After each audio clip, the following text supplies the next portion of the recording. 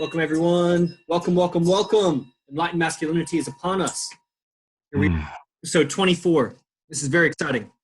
We have a special guest today, as well as my regular co-host. And I'm going to introduce everybody, and we're going to get into it. Today's topic are the little-known secrets and the subconscious mental attitudes of attraction and confidence. You're going to love it. You're going to love this episode. It's really great. I'm your host, by the way. You probably already know me, Yogi Chris, PhD. If this is your first time coming to the show, I'm the founder of Ninth Limb Yoga and also host of many of these kinds of podcasts, many books out, and travel the world teaching yoga. Also, I have a PhD, whatever that means to you, but it's in the human universities, and I carry it with me. So this is a very exciting show. I'll introduce my regular co-host, and then I'll introduce our guest, and I'll hand it over to you two to kind of also pick it up with where your state of mind is at today. So the regular co-host, who is by no means a regular man, his name is Akash Inti, and he is from Montclair, New Jersey. He is a biotech research analyst for the biggest drug dealers in the world, AAKA, Big Farm up there in New England. And he's getting his yoga following going too. He's also a registered yoga teacher, and he leads the Rising Suns Yoga Retreat up there in the Northeast and New Jersey, New York area. And welcome to the show, Akash. I'll hand it over to you in a second after I introduce Rooster IMC. This is our special guest today, aka Ryan Macanufo. And he is a glassblower, professional glassblower with his glassblowing shop there in Denver, Colorado, recently transplanted from St. Louis. What's very unique about this trifecta of hosts is we are all IMC brothers, meaning we are all students under Arash Sapar Di Bazar, and we proudly flaunt it. But so we're going to give you three different perspectives on this topic today, and hopefully really clarify the diamond that is this topic of confidence and attraction. So I'll hand it over to Akash, my regular co-host, first, and then maybe you'll hand it over to Rooster, and we'll kind of get the ball rolling. Yeah, just quick check-in on my end. I mean, it's been past 24 hours has been very interesting, integrating a lot of the things that we've talked about yesterday from our Sangha, as well as simply observing life and taking everything in. So I have not much else to say. Rooster, I'll pass it over to you in terms of what have you been up to and hearing about some of the things that you wanted to talk about today. Awesome, guys. Yeah, first I want to take the opportunity to say thank you. It's always such an opportunity to come on and be able to use this medium to communicate, to followers, fans, friends, and family. This is a special podcast. This is Enlightened Masculinity. This is something that, to me, as a man, is a beautiful topic. This is why we come together. This is why we're corralling. This is why this beautiful trifecta is working. It is the gears turning right now. Also, it's been just so great listening to you guys' podcast. I want to say that I enjoy the communication. I enjoy watching the growth. Chris, your communication is just always on the incline. I'm always just, I'm so envious of certain students. Like I say, I swear that they have some superpowers sometimes that I have to work extra hard to acquire. What it seems is so natural to others. Yes, I'm sure some other people can relate to that, to people that we look up to in life. And so, yeah, good for you guys and good for us for doing this. So, yeah, let's get into it. Lately, I've been going through a lot too.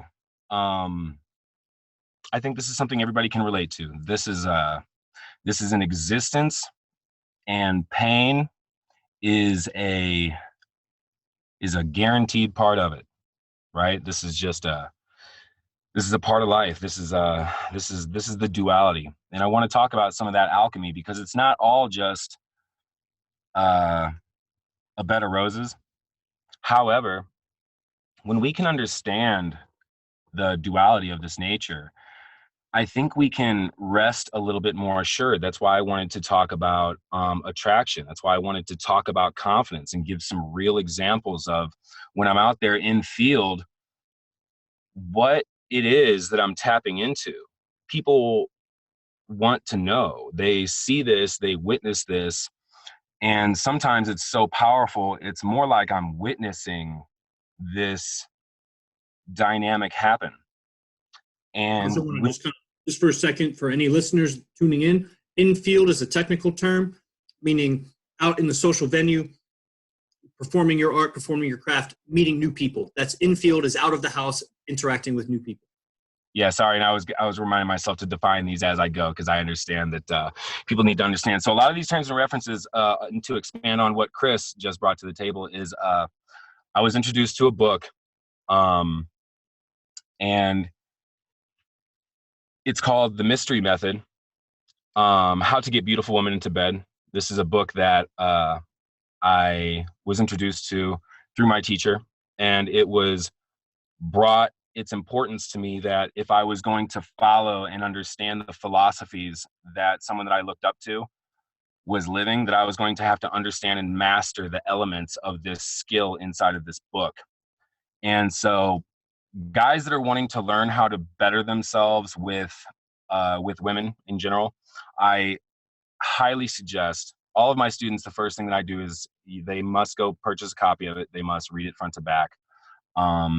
And then be able to duplicate these results. This is what got me started into it anyway. I mean, I literally took down notes.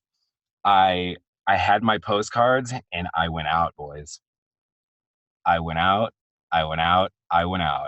And so even just the first night, I was getting like amazing results, things that I, through just being myself, was not getting results. I was an unhappy person, and I didn't understand that, this is all generated from nature, guys. So, I really like what we're doing here. The flower doesn't sit and dream of the bee. It doesn't sit and think of the bee all day long. Okay.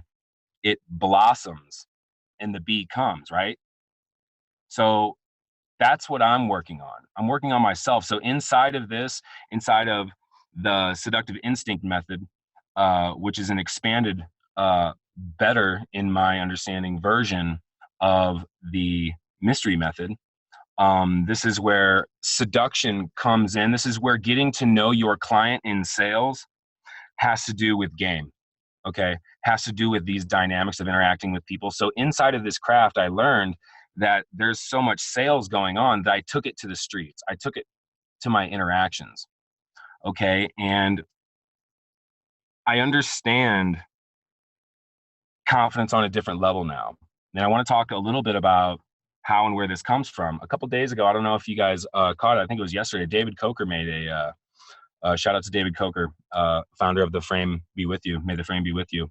And it was about pain and necessary types of pain and, using those. And so we mentioned yesterday on the science of spiritual growth, we were talking about confidence and where it comes from. And I had mentioned fake it till you make it.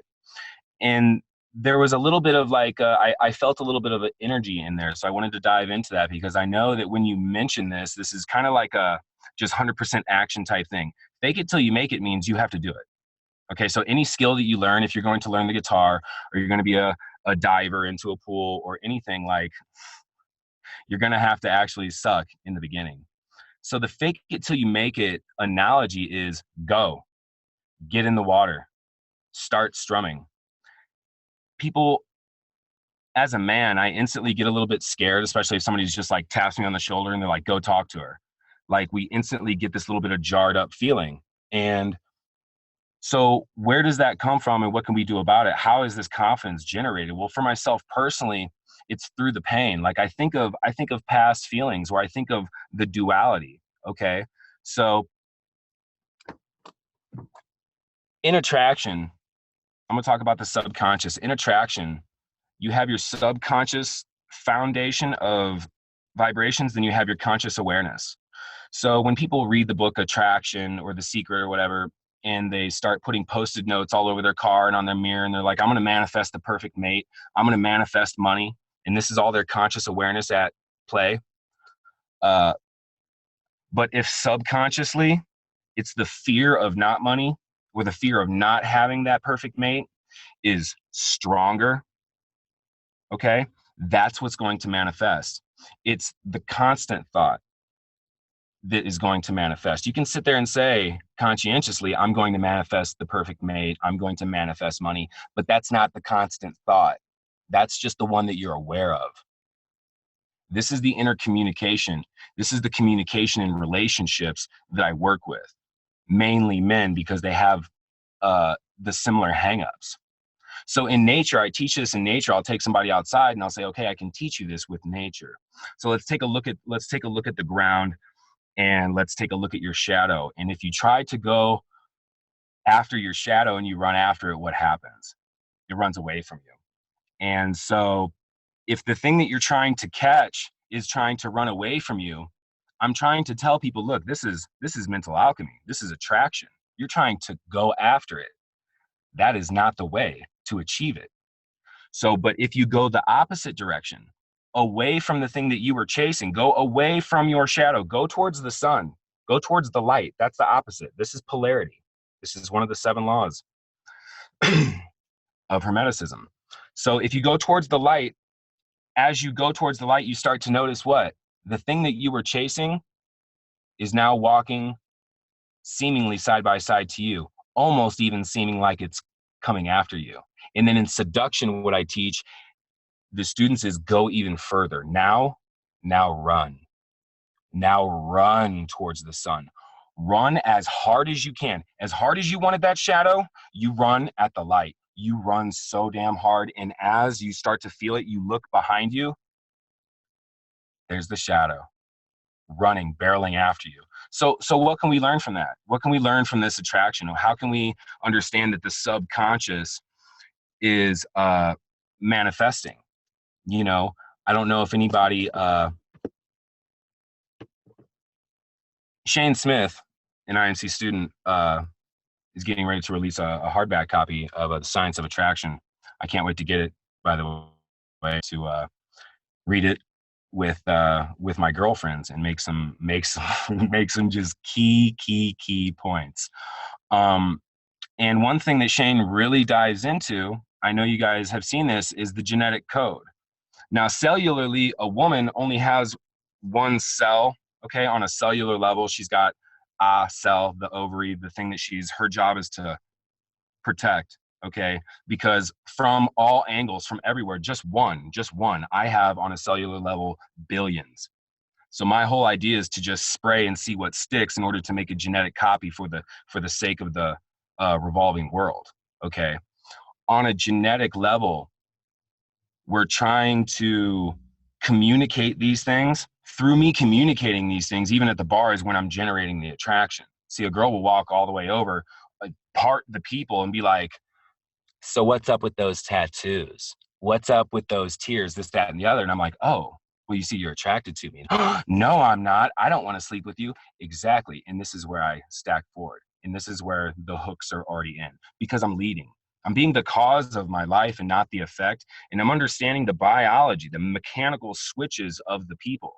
This is not just, seduction was not just sex for me. I had to understand and relate it to my everyday life. One of my first encounters of seduction was actually, I was a young boy and I was walking along a dirt road, and there was a calf, like stuck in the fence. His head was stuck in the fence.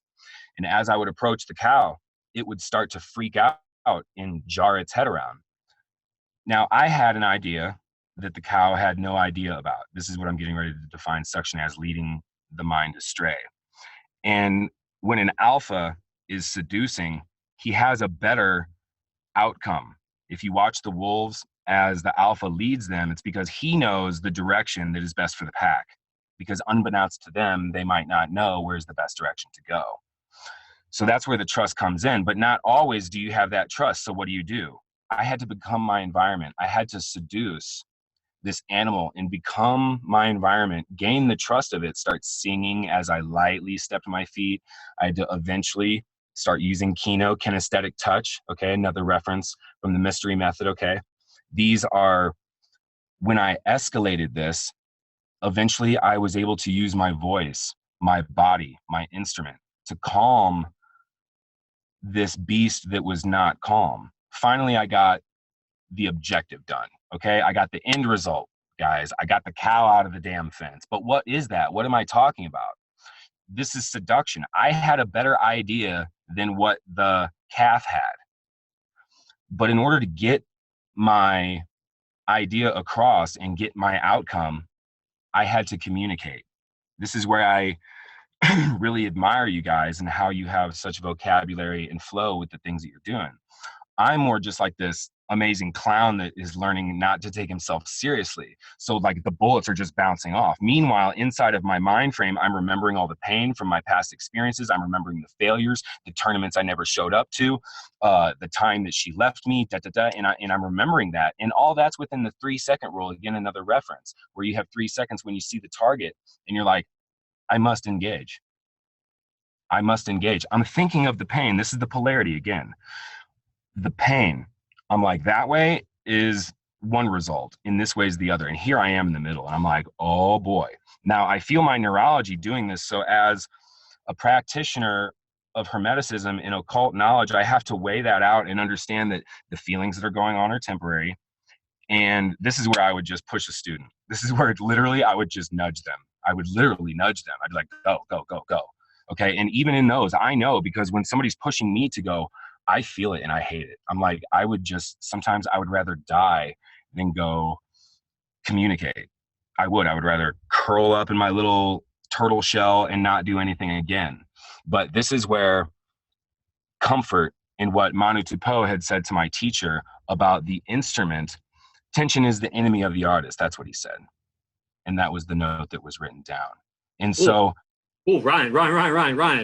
It is a long exhale, brother. You said a lot, man. And, it's phenomenal. I mean, it sounds like we got to get Ryan starting a lecture series, 10-part lecture series on the mystery method. I mean, you got a lot. You got a flow. You're an improv specialist, man. You just pick up the last thread with the new thread and the last thread with the new thread. Yeah, brother. I hog it away. Drink. Tell me what you think. Take a drink, man. Take a drink. Take an inhale. Pluck that apart. I don't even know how to pluck that apart. I mean, it's good stuff. It's good stuff. A couple things. It's all one ball. Game is life. Life is game. So inside of that is everything. Inside of that is us. Yeah. And I see a couple of definite techniques. And, it's really interesting to hear it from your perspective, how you're going about it. Like the one thing my favorite thing about what you said was that 3-second rule in that first 3 seconds when you see the target, you see the girl, you see the client, you see the thing that you want to go talk to. I mean, there's many different layers to the game, but just in strict cold approach, let's say you don't have wings, you're not creating, you're not seducing the venue, but you have somebody that you want to go for in that first 3 seconds, feeling the immediate presence of the fear of what happens when you don't do it. And that recollection and using that as almost like propulsion. And I see myself immediately applying this, how you put those two concepts right back to back next to each other. And so that's fascinating. What was your favorite part about what Rooster said, Akash? Are you frozen there? Oh, we froze him. Yeah, no, there. No, muted.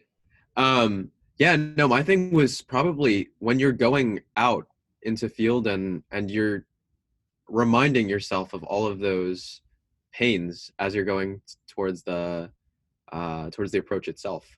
I really liked the analogy of run towards the sun rather than chasing the darkness.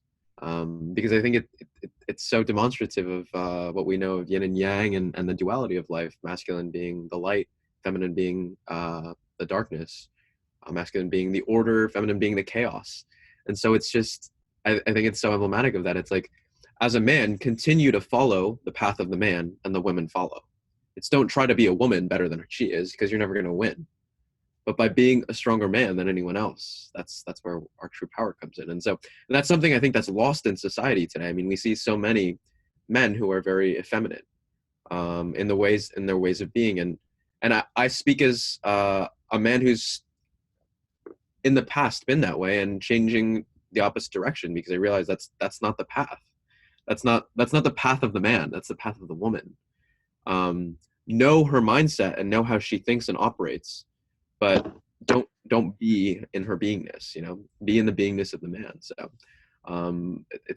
I thought that was really, really incredible. It really stuck with me. So and I really loved the story of how you seduced a cow or the calf. That was fun.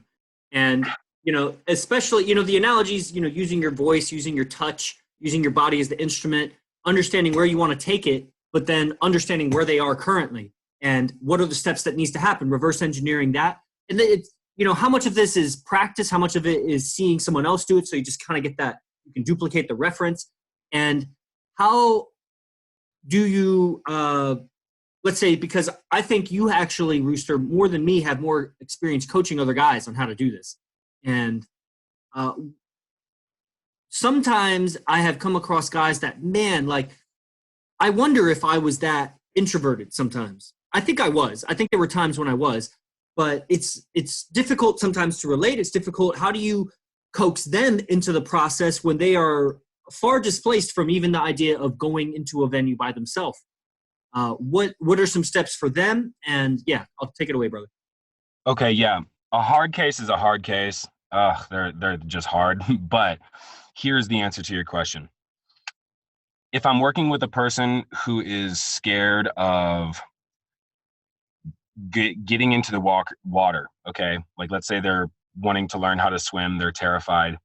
I work with people not just on I work in relationships and communication in these dynamics. So I find the communication inside of them that says, I don't want to, or I can't. But just before that, I ask them, where is your comfort level? This is a key element in trying to heal or help another individual heal themselves, is find out their comfort level right now. Because if they're comfortable only putting their toe in the water, or just to their ankle, be like, I can only go my ankle, I can just put my ankle in the water and then I can't get in the pool, that's it. Be like, okay, they're okay at the ankle in the water.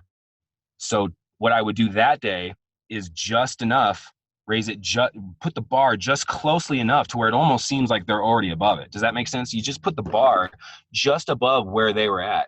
So by the end of the day, me, the Gab King, all of a sudden we're sitting there, I'm talking about life, I'm jazzing. All of a sudden they got their legs, we're sitting at the pool with our legs in the water up to their knees. This is the healing. This is like where they were stuck. And Dr. Richard Bandler is a really good reference I'd like to throw out there, because of whenever I can't help someone neurolinguistically, I refer them to him. So if somebody's got issues with fears, these types of things, he's a person to go to. It's really something that's cool. So yeah, that's how you get a person to start edging forward with their fears. You take them to the fear and you let them sit and get what's called acclimated. Okay, you let them get acclimated. So if a guy's scared of opening, we're gonna do that. He's gonna be just as close to opening as he can without opening. Does that make sense? So if his absolute fear is out, I'll be like, hey, it's just like this. Hey, check it out. I begin the body rocking, which is another reference from the mystery method. I begin to do my opener and I begin to run the set. Okay, and meanwhile, this person is closer than they have been. So when the set ends and we walk away and we're talking about it and we're getting feedback, that internal dialogue of what was going on inside of that person is starting to change. So if they were comfortable with their ankle in the water, but I'm sitting there and I'm talking to them very comfortably just below that, eventually they will join me. So sometimes it's about leading. Sometimes it's about just pushing the person like within like that 3-second rule. It's very important. That's why it was in place, because I failed at that. Just to let you guys know, 2 days ago, I was walking out of a venue and there she was. And I mean, just as I was like, the moment's not coming back. Okay. That's what we're here to talk about. I mess them up too. Now I let that pain of that moment, here's the point. I let the pain of that moment drive me into the next set. I couldn't believe I just lost that. I felt like I just lost a lover. I was like, the potential, I was like, she could have owned a bank. She could have been a criminal defense attorney. I was like, this could have been like the greatest alliance that I just missed. And that's how I look at it. That's the polarity. So that's what's going to drive me forward. How do you guys, Akash, Chris, Yeah. how do you, in instances, turn it into a success rather than a failure? In that little moment, what is the key element, if you can identify it, how do you drive that confidence? How do you sometimes do it? Yeah, so one of the things I really like that you said at this last bit that I want to just mention is that practice is fucking up. The best practitioners are the ones who fuck up the most. So just keep fucking up, you know, like that's a huge key thing. In terms of getting to your question though, of how do I what am I doing such that I'm able to achieve the results that I want to, or whatnot, I'd say it's more so bringing more awareness to it, right? So every single time, the fact that you even noticed afterwards, you're like, oh man, I noticed that I didn't go talk to this girl. That fuels me for the next one. It's like, okay, well, I didn't approach within 3 seconds. The next girl I see, I'm applying that little technique or datum, and it's coming back to the whole, like, it's a whole like practice and art, timeline, if you will. So there's the opening, the middle, and then the end. You think through each little bit of it, and you and really like dive down deep into it. So in the mystery method, I know that's the approach itself, then comfort, and then seduction. But it's really, really important to notice where you are, and there's certain techniques that are to be applied within each area. However, you're not becoming more aware of, okay, this is the technique that I'm supposed to apply right now when I'm in this conversation right now. Here's what I apply. If it didn't work, refining back at that particular place. So we can always refine any part of our game. And so it's always coming back to that little piece of, here's an area where I know the whole structure of it, how it flows. I noticed in this particular interaction that this is the area of game. It might have been comfort that I screwed up a little bit. That's an area that I'll refine. So you continue to get more women to that place of comfort, and you continue to refine it there. That doesn't mean I can't refine my approach or my seduction itself. So I don't know, Yogi Chris, I'm sure you have a couple thoughts here as well. Yeah, I have thoughts. First, I would like to say that I would love more confidence. I would love more go. I would love more horsepower when it comes to doing that. Like, I'm not going to say that I'm a mountain of confidence when I'm in uncomfortable situations. And but it's a practice. So that means I'm not as good at it as I would like to be. I mean, I practice yoga and I'm hella good at yoga, but I'm also like a professional yogi. You know, I just counted, actually. I traveled 18,000 miles last year for teaching yoga. People invited me to come teach yoga, you know, but I still practice that. So I would love even more confidence. I would say that the first things that I say, that I think are, I get my frame right when I go into the venue. So it would be something like the posture of a leader, and I'm here to have fun. I'm here to play. I'm here to give some people some good interaction. When I go into the venue, I immediately go for the easiest one. I'm not going to lie. I go for the one that's easy. Like, the lion does not go for the fastest zebra. The lion gets the sickly zebra. The lion gets the young zebra. The lion gets the fat zebra. The king zebra, the lion can't catch, actually. Most of the zebras are out of reach for the lion. So I'm just going for what's accessible. Who's catching eyes with me? And I just get into that interaction. A lot of times, once you're in the interaction, man, it just flows. I'm a great conversationalist. I love listening to people. It's just in the introversion, when nothing's happening, that's where it's like dangerous. And so immediately, I mean, the easy ones are the doorman, the bartender, the lone wolf, who's a guy. Even I'll talk with a guy. Just anything that I can be like. The game is the venue. I'm not gaming the individual. So as long as I have somebody there that I'm talking to, that's a stair step into the next interaction. So how I build that confidence is, like Vince Kelvin might say, I stoke the fire. I just start with little kindling and tossing things out, walking around. If the venue is turning stale, I go to another venue. Like, I'm not attached to it happening right there. It's a practice, you know, and I get good after 4, 5, 6 days in a row. But then sometimes I get into my business and like take 2 weeks off, and then I'm cold. So that's like how I go about it. Cool. I really like the not attached. You know, it was a note that I actually made on not being outcome dependent. Okay, so I'm sitting at a table with students, and a lot of times they think that we're there like to get girls as the primary, and that's not the case. Like, I am trying to submerge myself in a situation in practice. Not all the time I don't have these wild goals. I have small goals. That's the difference. See, these guys that I take out, they have these big goals, and I'm trying to show them, drop the bar, you know, lower the bar, and then come sit and get acclimated with me. And then it's going to feel more comfortable. And then it's going to feel more comfortable. This is why comfort, the game is one in comfort. The mystery method is, I don't know which way the camera's going. Attraction, comfort, seduction. It'd be this way. And so with that said, comfort in these last relationships that I've established, I've been coming off a hot mess of, Chris, I told you my career is like this. The great Bambino, he's got big strikeouts and big wins, right? And so I was just coming out of a very uncomfortable relationship ending, and it still hurts. But then I got this opportunity and I pulled a girl from a auto repair shop that kind of came out of nowhere, and I was taken by the moment. I just had to go. I didn't have time to sit and wallow because of so much pain that I was in. That's kind of like drove me, but I just want to point out that when I'm doing these things, or when I'm hanging out with you guys, if we're hanging out in person, or I'm hanging out with a target, somebody that I'm trying to achieve a goal with, I want to be comfortable. I don't know if you guys, like, I have other people that I interact with and I'm trying to understand right now.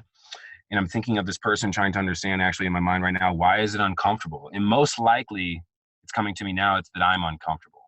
There's something about this person, okay? And I'm seeing this now, and I'm glad that I visualize it, because I told myself as I visualize it, I bet you it will come to me. So if I can feel this tension inside of myself, tension is the enemy of the artist, that's going to come through in our interactions. That's going to translate to confidence. And that's, again, fake it till you make it. I don't know how anybody can do it any other way. Akash, you nailed it, dude. In order to get good at something, you have to bask in the suck. You have to be terrible and know that that's a part of it. I mean, what have you accomplished that wasn't that process? So when somebody's like, man, it shouldn't be that you have to fake it till you make it. Well, what if it is? What if in order to get your skill from here to here, you have to start doing it? You have to start doing it at this bottom level. So that 3-second rule of, I don't want to do it, it just doesn't matter. That's why it's, you just push them in there. Or you just be like, hey, this guy wants to talk to you, or just say something. It doesn't matter. Just get in that ring of fire, step into the ring of fire, and your neurology will start to sparkle and almost hurt. It'll just be firing and popping, and you're like, what's going on? But all that's temporary. It happens to me, it happens to you guys, and if we go out together, it will happen all together, so. And there's certain ways you can condition this as well, right? Like, for example, one of the things that I did was I went out every day, or every Friday and Saturday for 6 months, and I would go out, no alcohol. I'd need to be out a minimum of 3 hours, and I would just be in the venue, and I would do this. I was super uncomfortable there. No alcohol or anything. It's like, all right, dude, figure it out. I didn't know anyone either, and I would be like, all right, figure it out. Better make friends. And it's so important to do that, though, because it's like, if you can do it, like, it's so important to do these things I personally think without any substances or anything like that, because, and put yourself in a position where it's like make it or don't, and you keep yourself in that area. It's you no matter what, you just leave yourself in the fire, if you will, because you're gonna mold, you're gonna change. How do you feel from that? Coming from Akash that was in the past, take a look at him and the level that he was at, and when he, let's say, pushed himself into it. That's a lot, by the way. Everybody can learn from that example right there. Going out 3 hours a day, that is monstrous. I can't even, people pay me, and it's almost like I have to twist their arm to get them to go out once a week. I'm like, oh man, there's just a lot of work to do. And so the self-propelled person that thinks of the opposite direction, well, I mean, literally, failure is that way behind you. And so there's potential successes in front of you. What are you going to do? And this is what separates the man. This is why you're here. This is why you made it.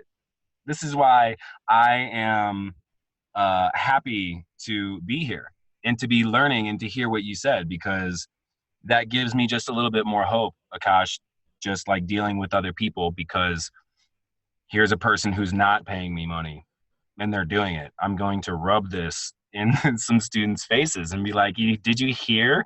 That's a lot of commitment. So one more question I got for you, Akash, is like, how did you feel from coming from that? And like, what's the feeling now? Are you proud of that? Did you identify like the strengths or the places that you identified the pain at all? Or how did that work? Oh, totally. Totally. jumped in? I jumped in there. Well, here's the thing. It was a commitment to myself. It was like, I remember when I was young, I saw the pickup artist for the first time. I was in 7th grade. It was on VH1. Saw Mystery and all these things. And I was like, these guys are cool ass motherfuckers. Like, I want to do this shit. I thought it was really, really cool. So I'd been studying it for years and years on the show itself and whatnot through boards and stuff.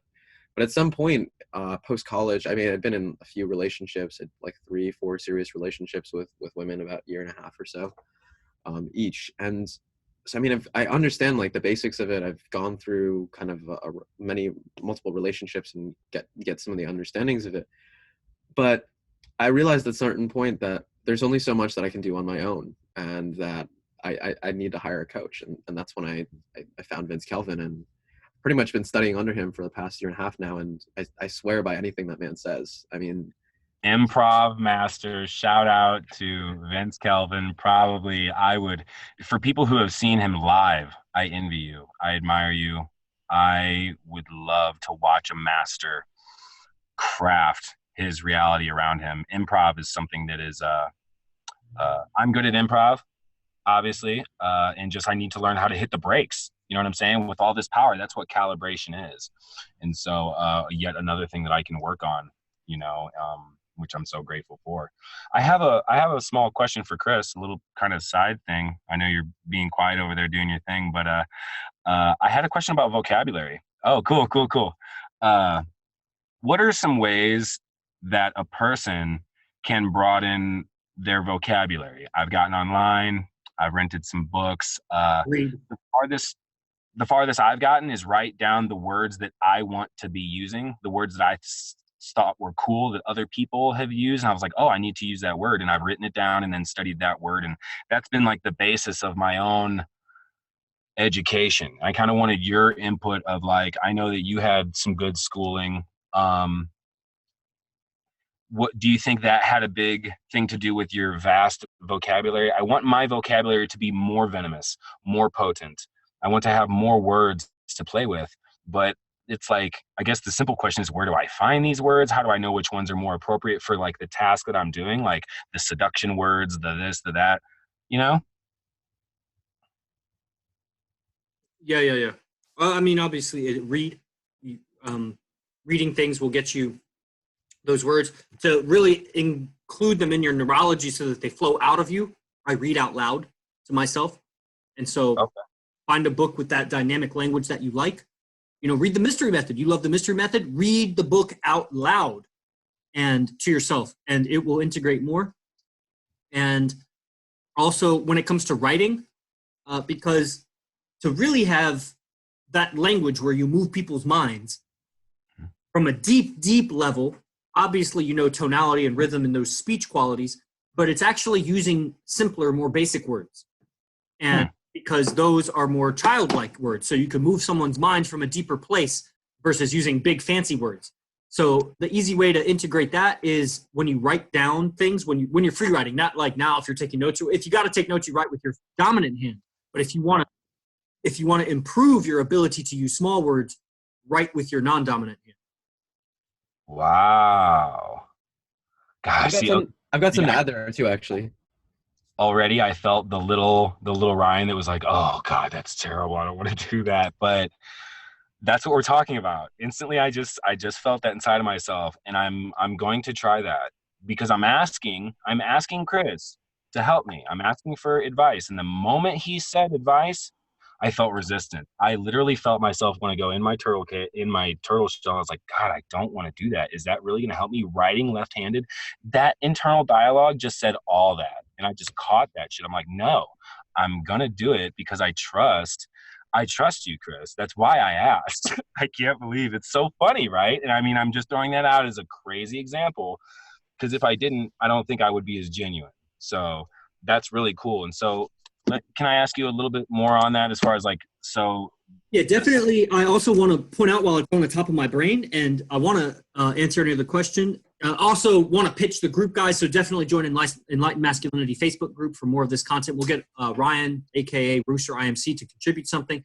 But I want to say that I really admire how you're almost in like a two-set right now. You just entered a two-set of guys, and how you navigate the social dynamic. Like, I'm taking note of some of these things. You know, you're good at, or from my estimation, from my perspective, you're good at compliments. You're good at helping us feel good. You're good at keeping the social interaction so that everybody's involved and participating. Like, I see the social game practice here on this podcast. So I just wanted to point out, anybody wants to listen to this podcast again, or for anybody that's listening now, if you want to continue to take note of how Ryan handles the social dynamic of this situation. And also as leading this, Chris, look at how you kept it together. Like, you kept it in line. You know what I'm saying? Like, you were seeing the things I was not seeing at the same time. And that's cool. That's literally what I want to fall back on as you guys as brothers, to be able to shut up and learn, you know, without those, maybe without somebody like Chris to recognize that and to have what it takes to speak up, you know, who knows? I could probably never learn anything again, because I'm just so busy talking. And that's what we're talking about, is the example of, if you go back through and watch this again, giving acknowledgements. That's what Chris is talking about, keeping the social dynamic tied in together, and me being aware of that while I'm talking. That's the stuff that takes practice with. I can't wait for some time in the future when our paths to physically cross and sit down and have a meal and just kind of reflect. This is I really admire everything that we're doing. I do. I sit in this moment right now, and this is the moment that even maybe earlier today, having a little bit of anxiety, had to go to the gym, had to do these things. I was like, this is the moment right now that we're in it. So let's enjoy it. You know, let's craft. We all get to choose our next sentences, you know, and we are magic. Yeah, and truly, just for a little bit from my yoga practice this morning, I was sitting in a strange position that, I mean, it was a normal position, but for some reason, like, my nerves, I'm very aware of like where nerves are. And I was feeling this nerve go off. You know how, like, we say we're nervous, like that's sensations in your nervous system, right? And so I'm sitting in this nervousness, I'm holding my breath, and I'm looking at the lake, and I'm like, similar to like how you just had resistance to like what I was saying, like I was resisting the nervousness. I was resisting literally the nerve sensation in my thigh. It was in my right hip. And at that moment, I said, thank you. I felt the nervousness, and I said, thank you. I appreciate this. Like, now this part, I was referring to the nervous sensation. So I was looking at the nervous sensation, and I was saying thank you to it. And it immediately just kind of dissipated. So the resistance and the persistence of it was made very visceral in that moment. And I do this sometimes. This is just kind of an add-on to a previous question you were asking about, like, confidence. A lot of times in the anxiety, I welcome it. My girlfriend and I, we watched this really funny video. This is funny, like, little Buddhist guy teaching meditation. And, you know, he had his way of talking, and he was, I can't really mimic him, but a little Buddhist, like, master, really. He looked like he was 12 years old, but he's probably like 60. And he was like, oh, you sit and meditate, and anxiety comes. And I say, oh, welcome. Hello, anxiety, welcome. And it's like, this is what I sometimes I forget. Sometimes I'm out and the anxiety like washes over me and my decision-making process is gone. But if I'm aware enough, I just say, welcome. Here you are, my friend, anxiety, welcome. And I have a question. Chris, are you aware of, I guess, your breaths in that moment? You seem like a person that's like, you're really in key with a lot of those things. When you experience those, are you focusing on like breath work, or is there a specific pattern, or do you just breathe deeply when you find yourself in that state, knowing that the sand will settle again in the water? I tell you, I am really looking to get much better at this. I'm very aware of my breathing, and it's very easy when the emotion comes over me to just take a deep breath, inhale, exhale, let it go. And I do that. What I want is on the next level, where I was with Vince Kelvin once, and he was like, don't make it so obvious that you're taking a deep breath. Everyone in the venue can see that that's what you're doing. And so finding a way to take that breath without needing to make it so obvious to myself is something that I'm really exploring, because what I'll find is by the end of the night, I'll start to get a little stiff. I'll need some breathing at the end of the night, because the whole evening that I was out, I wasn't breathing too well. And so I'm flirting with that edge, That is so cool. That was the answer that I needed. That was the answer that I needed, brother. in just what Vince said to you, coming through to me, that one deep breath, I'm very good about catching, especially in set. I am micro hyper sensitive, and I've used that for my superpower now. But there's still that you just mentioned one that I am not aware of, and that's the single deep breath in set when I'm just, and then I continue. I also I really would like to somehow recognize and get to that next level. And it's I kind of feel cool that like I'm like on this level down here with like the breath work. I would have thought like, just out of assuming, I would have thought Chris is like floating in the stars when it comes to that type of work. That's why, felt confident coming. And truly I am truly. It's just it's easy to turn introverted when I'm in a venue if I start focusing on my breath too much. So oh man, hang out. It sounds like some of the things that that I really want to work on is things that like you got going on. You know what I'm saying? It sounds like the vice versa too. Yes, exactly. You too. This is a wonderful relationship. And if I really need to take some breaths, then I go into the bathroom. Okay. I just go to the bathroom, go in the stall, take the breaths that I need. Akash, how about you? And real quick, where are you from, Akash? Where are you at right now? What state? Yeah, I'm New Jersey. Cool. Out on the East Coast. Nothing like it around here. But one of the things I picked up, I studied Tantra, actually. Tantra. And a saying of the Tantrics or Tantrikras is the only way out is through. In other words, whenever you have an experience, a negative experience or a positive experience, something that you're stuck on, the only way out of that experience is by going through it. So, real quick, I think your mind is spinning. Go ahead. What is Tantra? Yeah, that's a really good question. Tantra means weaving or to weave.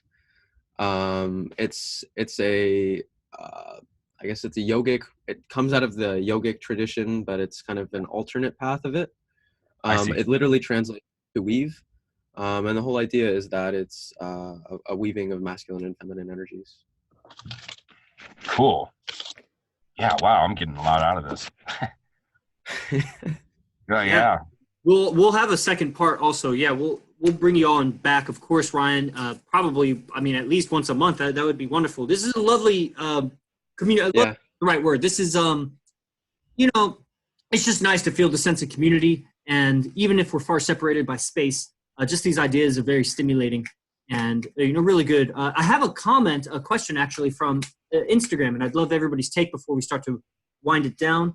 Just to make the podcast digestible. I'd love to have like Joe Rogan, 3-4 hour podcast, but maybe 3 million followers. Right now we'll keep them digestible. We got DC Freg Judge. I don't know how to say his name. He said, "This past week, I understood that I am in a depression loop that I am trying to cope with. What can I do?" Your guys' take. Akash, maybe you go first. Yeah, when I notice that I'm in a depression loop, the first thing, even bringing attention towards that is huge. I take a cold shower, first and foremost. That's just throwing myself in the cold shower. And the senses of feeling everything, of feeling my skin just being blasted by this cold, feeling the sensation of losing my breath, feeling the sensation of losing my mind, really. Immediately, just being in my body is so important in that moment. And so some type of experience that makes you feel the senses viscerally is super important. So that's why I take a cold shower. That'll be the first thing I do. And after that, it's kind of hard you can't really think anymore. So that's my approach on it.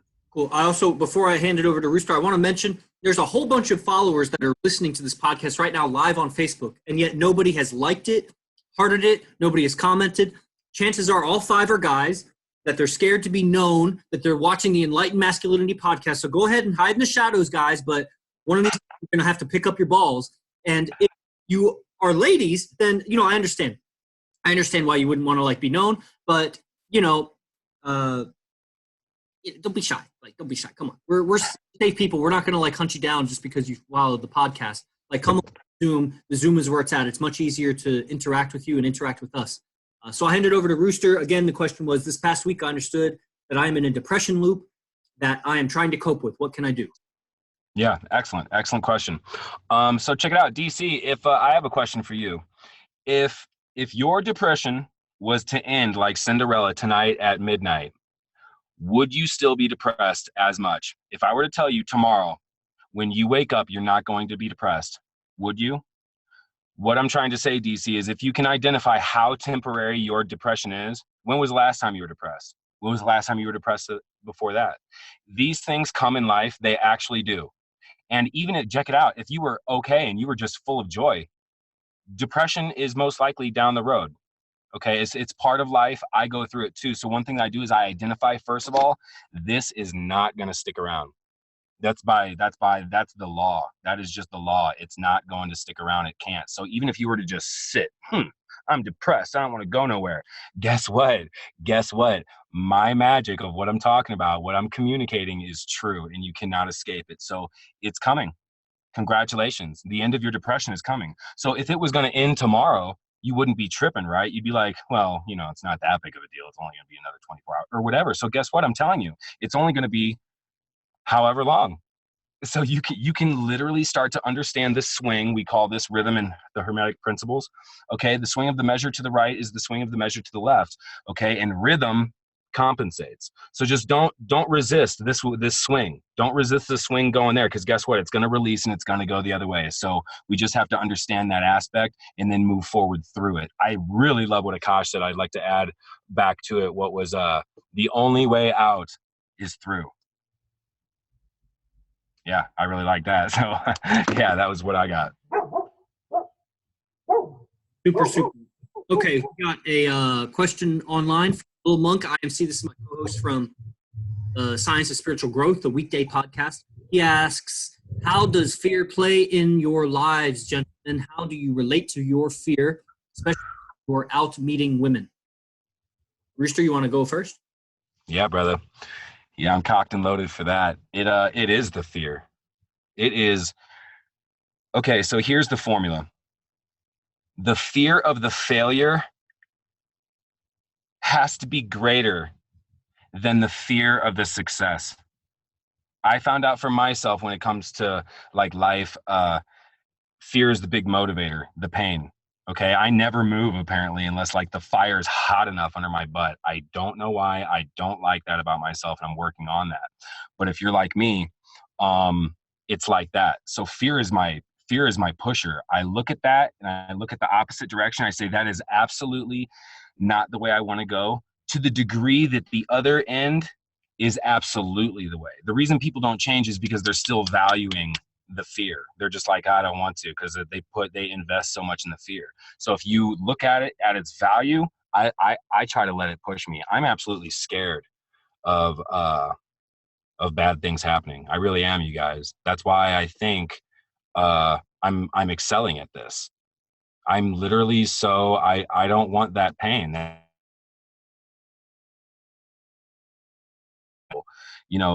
It hurts sometimes. I don't know if like we talk enough about that, but it is nerve-wracking. But look at the results. You want to see a good example of what confidence and what attraction is, you're looking at it. People aren't going to know whether or not you're not confident, whether or not you are. They're just going to understand what you're presenting. So you're in control of that with your instrument. So regardless of whatever, I really like that question. It's going to make me move even farther. I like that. Thanks.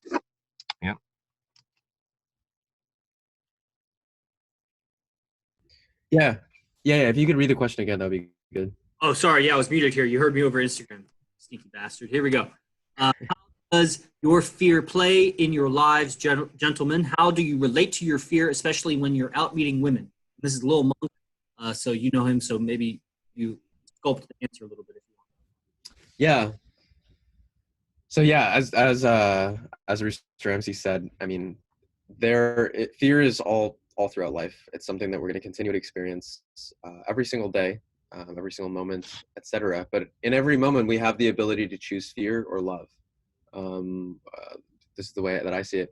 We can choose the place where we're acting out of a place because we're I guess, yeah, fearful of loss, or some sense of loss. And it might not be loss in the sense of like monetary or a relationship or some such thing. It could be loss of an idea, or it stems from some type of attachment. There's a Yoda quote that it's not coming to me right now, but it's like, greed is, I'll put this in the show notes itself, but there's a really good Yoda quote that it's not coming to me right now that I think is incredible. But it talks about this, how like fear and hate are related to each other, and love is the opposite way. In terms of when it comes to with women itself, I'd say that, again, I come back to, I'm not practicing this art to pick up a woman. That's not why I do this. That's not at all why I do this. I do this because it's a dedication to this art. I'm an artist. I'm a seduction artist. And so it's like, if I were a painter, I'm not going to be, I'm not painting because I want someone to buy my art. And like, that's the only reason why I'm painting. I'm painting because it's an expression of who I am. You need to come back to this. It's like, the reason why I do this is a way for me to express my masculinity to the feminine. And it's a way for me to relate to the feminine in a way that I want to make it such a beautiful experience. I want it to be, I want to be like such a great lover, or such the ability to create such a loving experience with someone else, and for them to experience that they're like, whoa, I've never experienced anything like that in my life, and I don't know if I ever will. That's what I strive for, is like the best expression of love. And so when you approach it from this place of like, oh, I'm not here for me of like, oh, can I get the woman or not? It's like, I'm here for my ability to express to someone else what is like true love really look like in many ways. So that's how I approach it. It's, don't look at again, this comes back to exactly what Rooster was saying at the beginning. Don't look into the darkness and go into the darkness, but rather look towards the light and run towards the light. And then when you're doing that, the darkness is already following you. So. Oh yeah, I don't know why the Instagram live keeps going. This will be the last question that we'll answer today.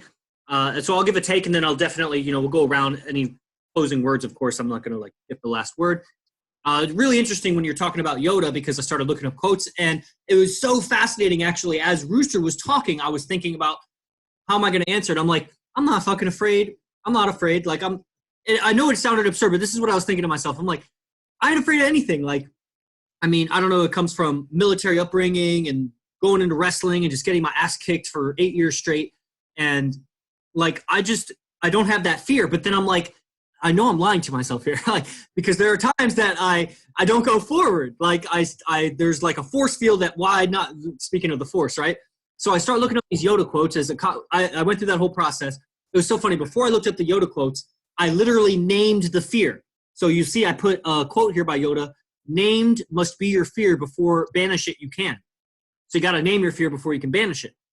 And before I had found that quote, which was just a second ago, I just put this in the comments, I literally found I don't want to say it's the fear, but it's a fear. It's the fear of looking stupid. That's mine. That I don't have the fear of getting beaten up. I don't have the fear of being called names. I don't have a lot of those fears. The fear I have, however narcissistic it is that I'm going to look dumb. And talk about like my PhD complex, like, so being so educated, like I fear looking dumb. And so, but once I named it, because I'd never named that before. So I name, which is just naming it internally, like I named it to myself.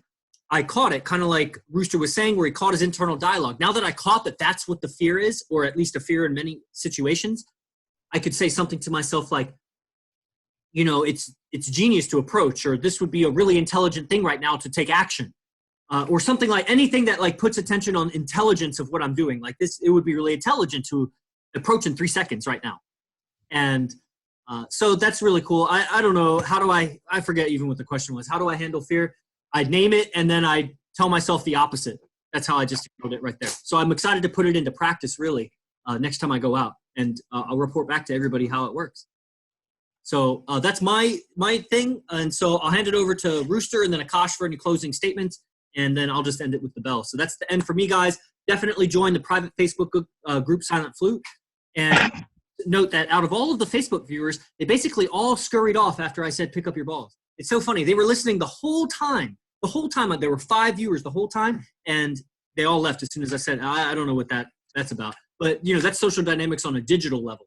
And so, yeah, join the private Facebook group, Enlightened Masculinity. If you're catching the recording of this, leave us a comment, leave us a review. That's how we get noticed in the search results. And I'll hand it over to Rooster and Akash for final words. Rooster, go ahead. Yeah, again, I want to thank you for this opportunity. You know, it's always so fun coming together, and I always learn so much. You know, this time I also got to learn from Akash. It's been a pleasure. You're obviously packed with value, and I can't wait to do this again. I wanted to end with something. Akash, you talked about, first of all, hit me up. Any sticking points, I'm free to talk to you. I'll give you some free time. I value you. And what you said resonated with me so much on what you wanted to accomplish personally with interacting with a person and the level of comfort that you want. And not just that, you wanted a level of love coming out of you, of being a lover and being caring and being understanding. Okay. I didn't check to see if any of my friends or girlfriends are on right now, but one of the most, I wish she was on right now so I could get her to talk about this so that you could see. I've only known this person very short amount of time, but the seduction is real. And if you were to ask this person what was given, I think it's exactly what you're talking about. You know, it's not about me. Okay. It's about the other person. This is something that we don't have time to get into right now, but I think it was so important what Akash said, because I'm doing that. I'm experiencing it. I'm causing it to exist, and then I'm giving it attention, time, and water and sunlight. Okay, and watching that grow, and that is my craft. That is something that I take very seriously, especially when I'm with a woman, because I want to feel good. And man, I got to tell you, when I'm doing good and I watch these people have these experiences, I feel amazing. I'm like, this is hope for all of us. So thank you guys. Thank you for the opportunity. Akash, everything that you said really resonated with me. I'm definitely going to do some reflecting. Chris, you're always on top. I'm so envious of your vocabulary. I'm going to take your advice, even though my internal dialogue, shows me resistance, the little me inside. And thank you. It's been so valuable. Yeah, closing thoughts on my end. Yeah, Rooster, thank you so much for joining us today. Seriously, a lot that was learned on my end, and I'll be putting up show notes very shortly. On that note, what's the best way for anyone who has viewed or will listen to this in the future? What's the best way for them to reach out to you or contact you? Facebook is a good place to contact me. Right now, I'm probably going to crush one of my old Instagrams, and I'm building a lot in the development phase of a lot. But one thing that always is the Facebook. Contact me, Ryan McAnufo on Facebook. Hit me up with any questions, and ask me anything. I'm here. Awesome. And with that, if you guys liked this or if you liked this conversation, like, share, subscribe. Would love to continue to build out this viewer base and continue sharing all of this knowledge. So thank you all very, very much, and namaste. Namaste, everyone. Thanks, both of you. Thanks, Ryan. See you next week. Thanks.